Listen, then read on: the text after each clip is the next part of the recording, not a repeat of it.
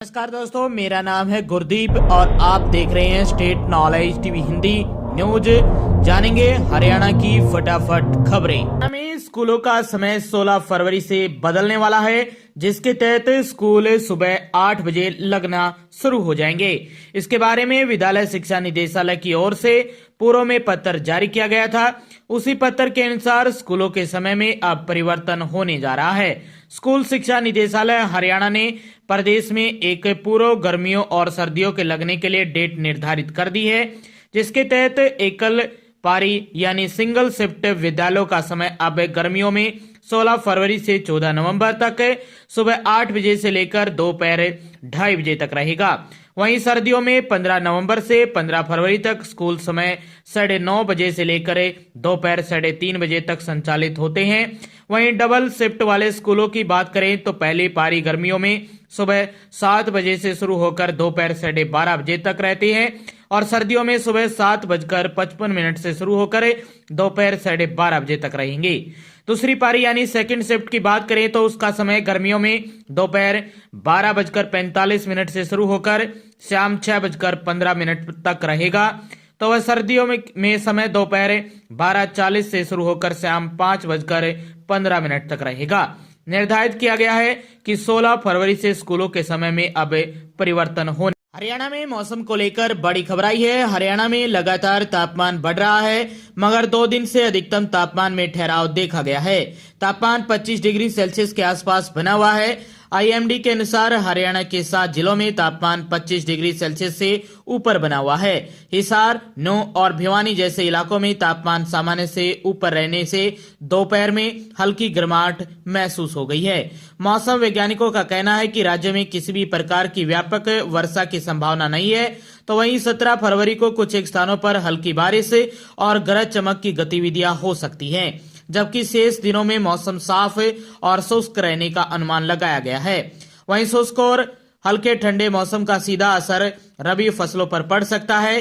खासकर गेहूं, सरसों और सब्जियों पर नमी को लेकर प्रबंधन जरूरी है। विशेषज्ञों का कहना है कि दिन के बढ़ते तापमान को देखते हुए हल्की सिंचाई अवश्य करें। अधिक सिंचाई से बचें ताकि जड़ों में सड़न ना हो। सब्जियों और फलदार पौधों में नमी संतुलन बनाए रखना आवश्यक है। पशुपालकों को सलाह दी गई है कि पशुओं को रात के समय खुले में न बांधें, उन्हें सूखा और गर्म बिछावन उपलब्ध अवश्य करवाएं ताकि दुग्ध उत्पादन और स्वास्थ्य पर असर। हरियाणा सरकार ने बुजुर्गों को लेकर अहम फैसला लिया है। अब पेंशन जारी होने की तारीख फिक्स कर दी गई है, यानी हर महीने की 10 तारीख को पेंशन जारी कर दी जाएगी। समाज कल्याण मंत्री कृष्ण बेदी ने इसकी पुष्टि की है।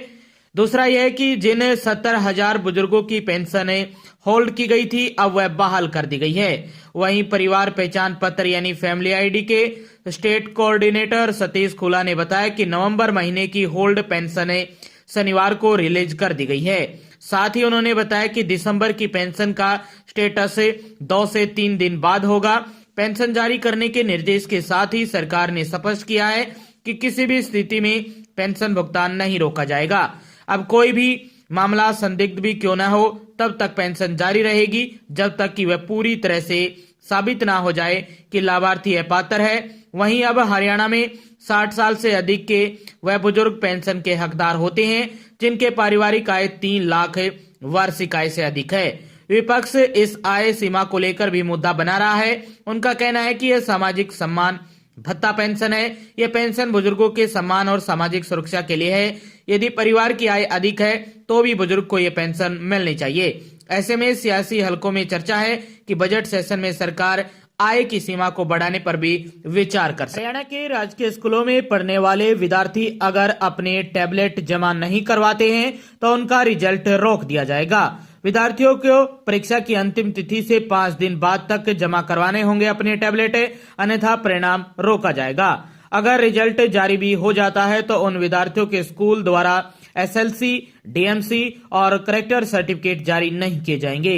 कक्षा 10वीं, 11वीं और 12वीं के विद्यार्थियों को टैबलेट वितरित किए गए हैं। हरियाणा के सरकारी स्कूलों में विद्यार्थियों में कुछ विद्यार्थी सेकेंडरी या उच्च विद्यालय यानी 10वीं कक्षा तक के स्कूल में पढ़ रहे हैं, जिन्हें 10वीं कक्षा के बाद वर्तमान विद्यालय से किसी अन्य विद्यालय में जाना ही है। इसी तरह 12वीं में पढ़ने वाले विद्यार्थी भी वार्षिक परीक्षा पास करने के उपरांत विद्यालय छोड़कर चले जाएंगे। ऐसे में विद्यार्थियों को वितरित किए गए टैबलेट विभाग की संपत्ति है, उन्हें जमा करवाना अति आवश्यक है।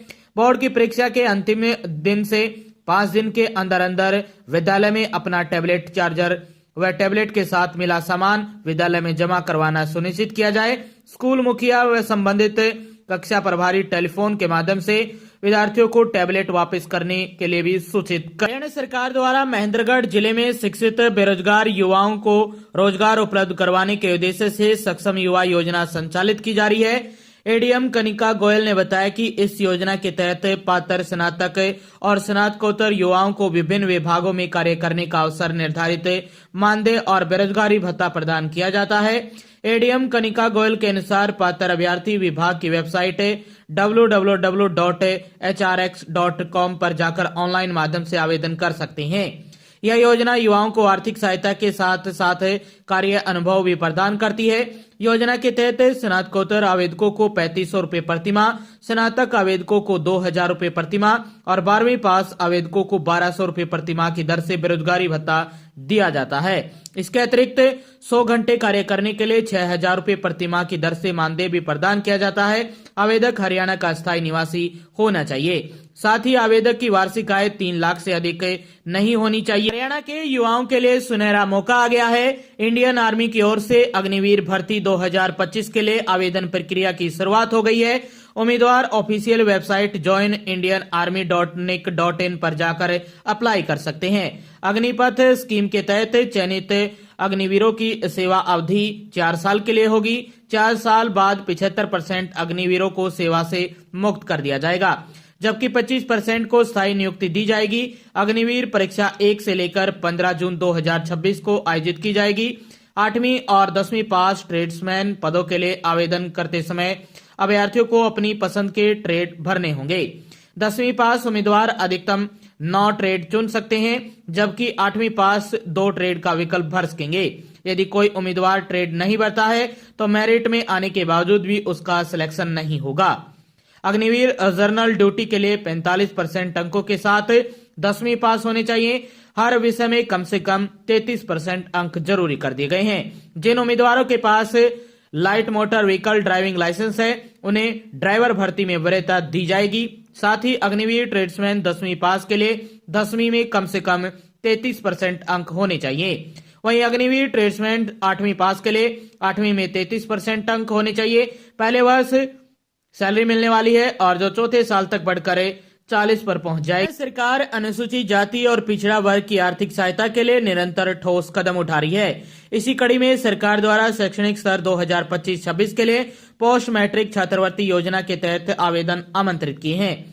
इसके लिए विद्यार्थी 28 फरवरी तक ऑनलाइन माध्यम से आवेदन कर सकते हैं। यह योजना अनुसूचित जाति, अन्य पिछड़ा वर्ग और विमुक्त जनजाति के विद्यार्थियों को उच्च शिक्षा प्राप्त करने में वित्तीय सहायता प्रदान करती है। एक सरकारी प्रवक्ता के अनुसार ये योजना का लाभ 10वीं पास कर चुके सरकारी और निजी शिक्षण संस्थानों में पढ़ाई कर रहे पात्र छात्र उठा सकते हैं। पात्र विद्यार्थियों को आयु प्रमाण पत्र, जाति प्रमाण पत्र, निवास प्रमाण पत्र, पिछली कक्षा के अंक तालिका और बैंक खातों की जानकारी अपलोड करनी अनिवार्य होगी। विभाग ने विद्यार्थियों से अपील की है कि वे समय रहते ही आवेदन करा ले, अंतिम तिथि का इंतजार बिल्कुल ना करें। हरियाणा सरकार ने जॉब सिक्योरिटी सेवा पोर्टल पर ओटीपी जनरेशन और कर्मचारी डाटा से जुड़ी हुई समस्याओं के तत्काल समाधान के निर्देश जारी कर दिए हैं। मुख्य सचिव अनुराग रस्तोगी द्वारा सभी प्रशासनिक सचिवों, विभागों अध्यक्षों, बोर्डों और निगमों के प्रबंधन निदेशकों, मंडल आयुक्तों तथा उपायुक्तों को निर्देश दिए हैं कि वे पात्र अनुबंध कर्मचारियों का डाटा हरियाणा कौशल रोजगार निगम यानी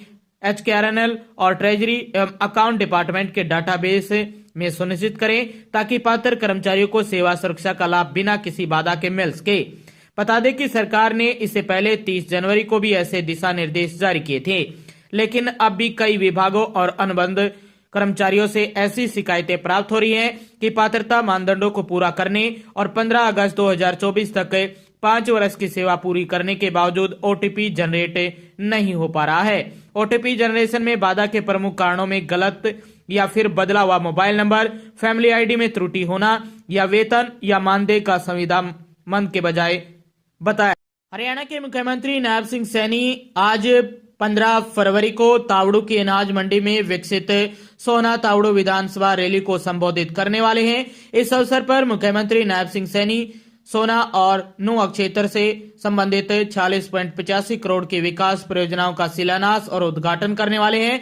प्रशासन ने रैली की सभी तैयारियां पूरी कर ली है। मुख्यमंत्री रैली से पहले 25.58 करोड़ की 5 प्रमुख परियोजनाओं का शिलान्यास करेंगे। इनमें 10 गांव में पुस्तकालय का निर्माण, 9 में जिला लाइब्रेरी, सहायक से सेंटर, सीओ एमडीए कासिया परिसर, मकबरा परिसर का संरक्षण और गांव जामवास में स्टेडियम का पुनर्निर्माण कार्य शामिल है। वहीं रैली के दौरान लगभग 21.27 करोड़ रुपए की परियोजनाओं का उद्घाटन भी किया जाएगा।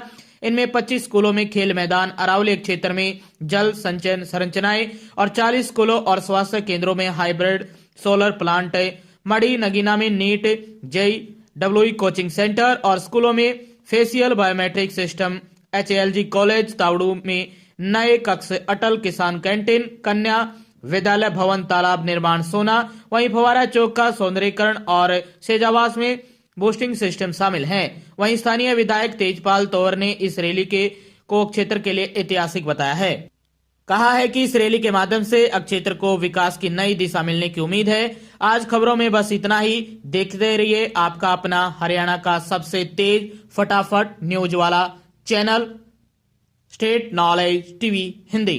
नमस्कार दोस्तों, मिलते हैं एक और अच्छी अपडेट के साथ।